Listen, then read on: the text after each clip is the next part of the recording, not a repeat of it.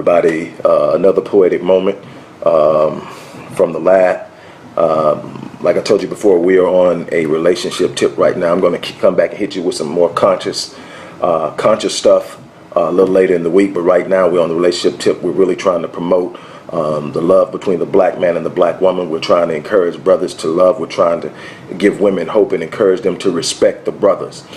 This one is entitled, Let Me Touch You. I wrote this one back in 2008, 2009. It's been a while, so I'm a little rusty. Work with me. Let me touch you in all that you are. Let me touch the deepest recesses of your heart. Let me touch the scars of all the wounds that reflect all the pain that you've endured. Allow me to pour out my love into the darkness of your uncertainty, transferring the worth in me to the virtue in you, making you feel assured. Let me replace those moments of mystery with the certainty that no evil will come near you. I stand between you and every evil that will come to bring you harm. God sent me to pull you through, to hold you safely, keeping you warm. In biblical comparison, I am Boaz and you are Ruth. Once divided, now indivisible, the conduit that makes God's truth deliverable. At the point of our genesis, we became the perfect synthesis, entering into a broken world as its perfect antithesis, showing that true love perpetually exists, being more than conjecture, a theorem, or hypothesis. So I will touch you with the warmth of perfect love, nothing less. You will sense my love with each caress. My physical strength will merge with your emotional strength, generating a spiritual metamorphosis. I will bear you in my arms as you bear me in your spirit, birthing something that is reflective of love uninhibited. Let me touch you, for my touch brings healing and revival to your hopes and dreams. I am the fulfillment of your prayers to God for a king. My touch will replace your trepidation with anticipation, for I did not come to destroy, but to bring restoration.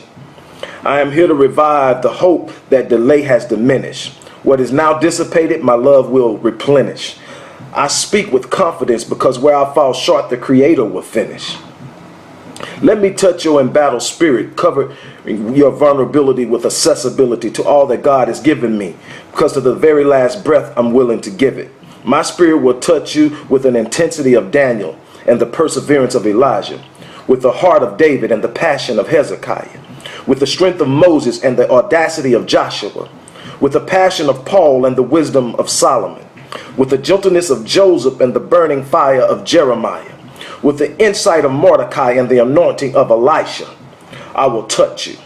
I will cover you with the loving benediction that will bless every recess of your soul and resonate through every inch of your body, creating a metamorphic infusion through the emergence of our mind, soul, and body. I'm speaking in the singular because we're no longer plural, reconnected after being spiritually dissected, having our hope resurrected, inextricably bound by the very love through which we were eternally elected. My soul yearns for you the way Jacob desired Rachel. I'm not in the temple, so I don't want to play date you. I'm giving you all of me straight out the gate, because if you're truly mine, why do we have to wait? Let me touch you from the place of impenetrable grace, healing every hurt, mending every wound, attending to every concern that hinders you. This shouldn't surprise you. God told you he'd be sending me soon. I want to touch that space that you have kept guarded, that sealed chest of divine fairness that bonds you to me in great complexity. That place that reveals the chemistry that is spiritual yet so physical, where the whole of our existence is synthesized in perfect equilibrium, balanced by creation and designed to become the perfect representation of our relation to the Creator in time. I will touch you. Thank you.